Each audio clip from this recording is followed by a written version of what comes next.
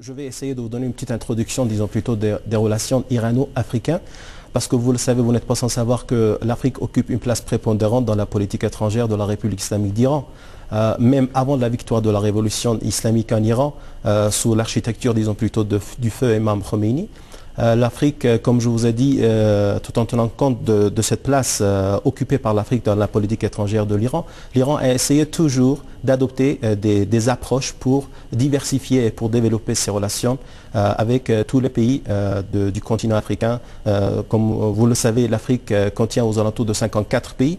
Nous sommes déjà présents du point de vue de la diplomatie, c'est-à-dire nous avons des ambassades dans plus de 40 pays africains et dans d'autres pays africains aussi nous sommes accrédités. Cela démontre que nous avons les autorités de haut rang de la République islamique d'Iran à partir de la victoire de la Révolution. Jusqu'aujourd'hui, tout en tenant compte de la place accordée par l'imam Khomeini à ce continent-là, ils sont en train d'essayer, disons plutôt, de préparer une présence sur le continent africain. Mais je dois vous dire qu'il y a une très grande différence entre la politique adoptée par l'Iran et les autres acteurs internationaux sur ce continent. La politique que l'Iran a adoptée vis-à-vis des pays, vis-à-vis de ce continent, c'est plutôt une politique gagnante. C'est-à-dire que les autorités de haut rang de la République islamique d'Iran, à maintes reprises, ils ont signalé comme quoi l'Iran est tout à fait disposé à mettre tout son savoir-faire à la disposition des pays du continent africain. C'est alors que les autres acteurs internationaux, ils essaient toujours d'adopter des politiques gagnantes-perdantes, c'est-à-dire ils tâchent de gagner à tout prix. Et cela nous différencie des autres acteurs internationaux sur le continent africain. En ce qui concerne cette visite, qui est considérée vraiment, qui est qualifiée de très très important pour la diversification et pour l'activation, disons plutôt, des relations entre l'Iran d'une part et l'Algérie de l'autre part, je dois vous dire que en 2008 d'abord, il y avait des conseils, des conseils de suivi présidés par les présidents de la République, c'est-à-dire M. Ahmadinejad d'un part et M. Bouteflika de l'autre part, c'est-à-dire pour diriger et pour préparer les bases, disons plutôt, des relations. Mais après, ils ont décidé, et alors, comme je vous ai dit, il y avait ce conseil de suivi qui a été organisé en Iran en 2008, et après, en 2009, ça a été tenu en Alger.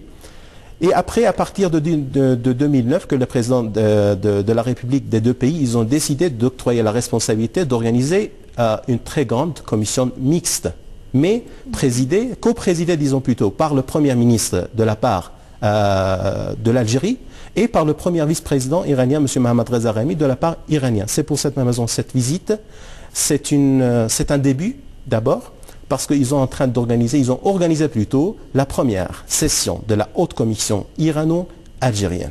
D'accord. Alors la haute commission mixte Iran-Algérie a été basée en 2009, n'est-ce pas? Exact. Et c'était la première à leur visite après cette date-là, en fait? Ils ont changé un petit peu la forme.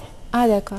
Avant, c'était le président de la République, les deux présidents de la République qui suivaient et qui dirigeaient les relations. Vous voyez ce que je veux dire? Et après, cette responsabilité a été donnée par ces deux présidents au premier ministre, c'est-à-dire algérien, et au premier vice-président iranien, M. Mohammad Reza Rahimi. C'est pour cette raison, cette année-là, l'inauguration de cette commission, c'est-à-dire la première session de la haute commission, on l'a appelée comme ça, bien sûr, pour démontrer qu'il y a plein de choses à faire entre les deux pays. Ah, d'accord. Alors... Et excusez-moi, je dois vous dire que c'est considéré très important. Pourquoi? Parce qu'il est venu à la tête d'une forte délégation avec des ministres, avec des grands hommes d'affaires, avec de tous les secteurs d'activité qui étaient présents. Et la signature de 11 protocoles d'accords démontre que, bien sûr, c'était une délégation très diversifiée et cela démontre la volonté ferme des autorités de haut rang des deux côtés. Très bien. Alors, c'était une visite assez, on peut dire, importante. Alors, dans sa nouvelle forme, c'était la première visite comme ça, entre les vice-présidents, entre les premiers ministres. Et on peut dire que c'était dimanche et lundi, comme je viens de dire. Il était venu à Téhéran. Et avec qui d'autres, en fait, à part le premier vice-président iranien, Mohammad Reza Rahimi, on a dit que 11 accords aussi ont été signés dans différents domaines, avec beaucoup d'hommes d'affaires, qu'on venait dire aussi. Vous pouvez développer ça? C'était quoi comme Exactement. Permettez-moi d'attirer votre attention sur le fait que d'abord, les 11... alors en 2008 et 2009, j'avais pris une note quelque part, il y avait l'accord douanière, il y avait l'accord de taxation, il y avait l'accord d'encouragement des investissements qui avait été signé entre les deux présidents de la République en 2008 et 2009. Et puis cette année-là, ils ont signé des accords dans d'autres domaines d'activité. Je vais vous citer les domaines. Alors, il y avait d'abord justice, transport maritime, la santé, l'agriculture, le droit, le commerce. Il y avait l'investissement aussi, comme les années précédentes. Il y avait la création d'un comité d'hommes d'affaires qui est qualifié de très important. Pourquoi? Parce que normalement, les politiciens, ils préparent les bases juridiques des relations, soit politiques, soit économiques, soit culturelles. Mais après, c'est le rôle des secteurs privés, c'est-à-dire les hommes d'affaires doivent entrer en jeu pour activer, tout en tenant compte des bases déjà préparées par les officiels, d'entrer en jeu et de procéder à des importations, à des exportations, à des investissements communs. Alors, il y avait un conseil commercial aussi qui a été fondé dans le cadre des accords signés. Il y avait un comité d'investissement. Il y avait un fonds d'investissement aussi. Encore, les deux côtés-là, ils l'ont qualifié de très important. Je parle de ce fonds d'investissement. Il y avait la création d'une banque iranienne aussi en Algérie. Alors, il y avait d'autres questions comme le tourisme, le logement, le pétrole, le gaz et la pétrochimie, bien sûr. Il y avait un jumelage aussi même, c'est pour démontrer que, bien sûr, il y a des relations, c'est-à-dire tout ce qui se passe entre l'Algérie et l'Iran, c'est dans un cadre tout à fait amical. Le jumelage entre le port Béjaïa en Algérie et le port Imam Khomeini en Iran.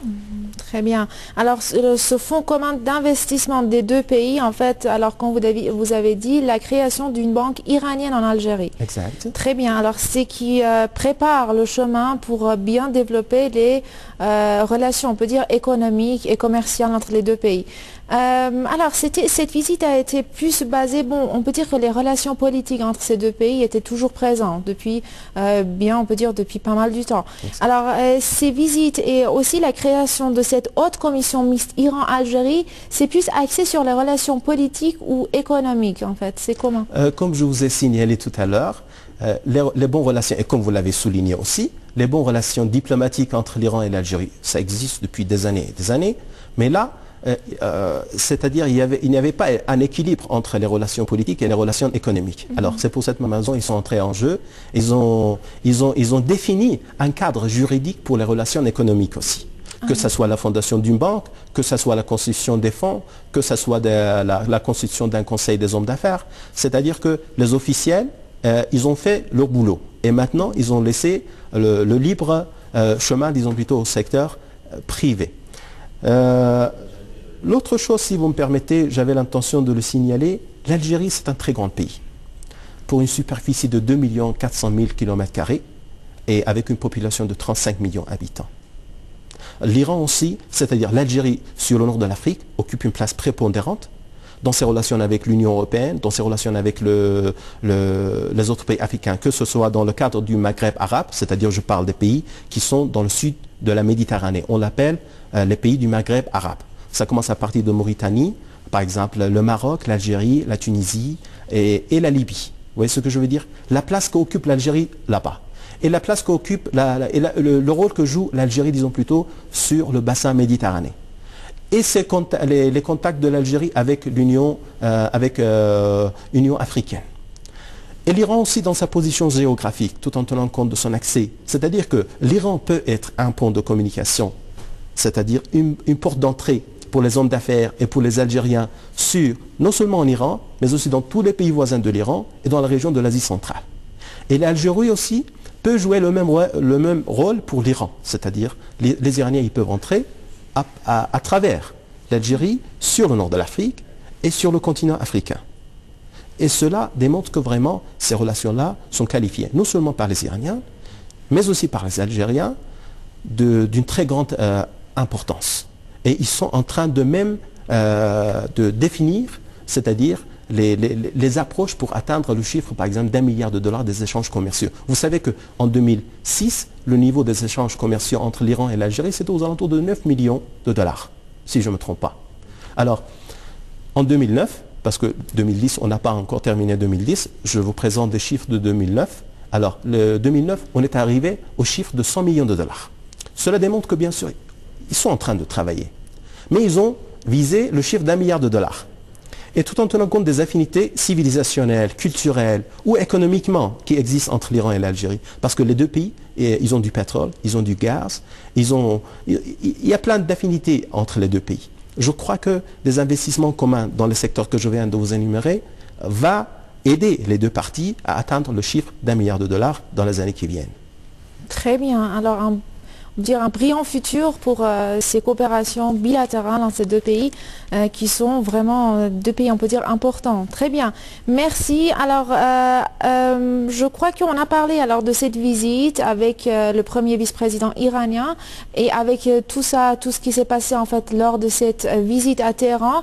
Mais avec qui d'autre en fait en Iran, monsieur Ahmed Ouyahia a rencontré avec qui? En tout cas, monsieur Ouyahia, le Premier ministre algérien, comme il était venu à la tête d'une forte délégation politique, économique, ou des officiels, des officieux, c'est-à-dire des fonctionnaires étatiques avec le secteur privé, alors il a, dès son entrée en Iran, tout en tenant compte d'un emploi du temps trop chargé pour lui, parce qu'il était, la semaine dernière, il était dimanche, et lundi en Iran, il y avait pendant 2 journées, c'est-à-dire ils ont fait beaucoup de choses, mais ils ont rencontré le président de la République, M. Ahmadinejad, l'audience avec M. Ahmadinejad. Moi, en tant qu'un expert, quand je regarde le contenu des propos qui ont été échangés entre le président de la République, M. Ahmadinejad, et le Premier ministre algérien, je crois que c'est très important. M. Ahmadinejad, comme d'habitude, avec sa façon de franc-parler, il a parlé de la domination des grands pôles et des grands pays occidentaux. Alors, ils ont parlé de la coopération sud-sud, parce qu'aujourd'hui, les pays, ils sont en train d'activer ce formule, parce que ça marche très bien. Alors, et M. Ahmadinejad, il a dit que la seule solution pour pouvoir sortir de la domination de tous ces pays-là, les pays qui essaient toujours à donner quelque chose, mais des produits finis, c'est-à-dire pas de savoir-faire, pas rien du tout. C'est pour cette même raison qu'il y avait vraiment un échange de vues, disons plutôt, entre les deux autorités. À part le président de la République, il y avait le ministre des Affaires étrangères aussi, M. Motaki aussi, a une audience avec le Premier ministre algérien. Il y avait, comme votre collègue il a présenté un rapport, il avait même une audience avec le président du Parlement, M. Dr Larijani, et il y avait une autre audience aussi avec le secrétaire du Conseil supérieur de la sécurité nationale, M. Jalili.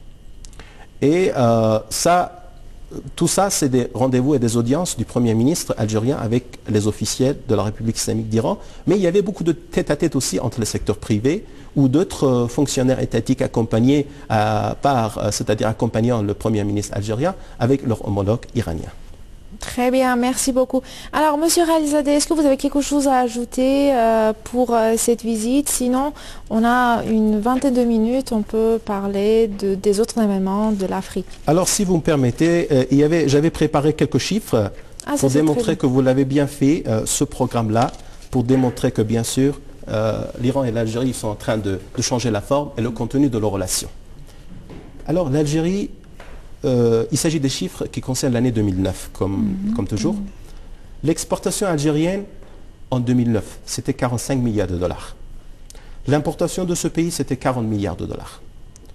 PNB, c'est-à-dire produit national brut de l'Algérie en 2009, c'était 240 milliards de dollars. Le volume, tous ces chiffres-là démontrent que l'Algérie, c'est un pays, avec la superficie que je vous ai dit, 2 400 000 km², c'est le deuxième pays du continent africain du point de vue de la superficie. Et du point de vue du pétrole et du gaz, peut-être c'est le premier pays du continent africain. Et en face de ça, il y a notre pays, c'est-à-dire l'Iran, l'exportation 84 milliards de dollars, l'importation 55 milliards de dollars, et le produit national brut, c'est aux alentours de 870 milliards de dollars. Alors, il y a beaucoup d'affinités économiques aussi entre les deux pays.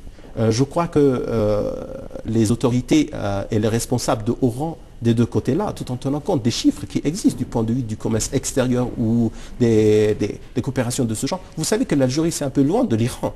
Mais là, cette distance géographique n'a pas empêché les responsables de l'Iran et de l'Algérie de se mettre sur le même chemin pour définir vraiment un passé glorieux pour les relations, mais dans l'intérêt, disons plutôt, des deux nations. Très bien, merci. Heureusement alors.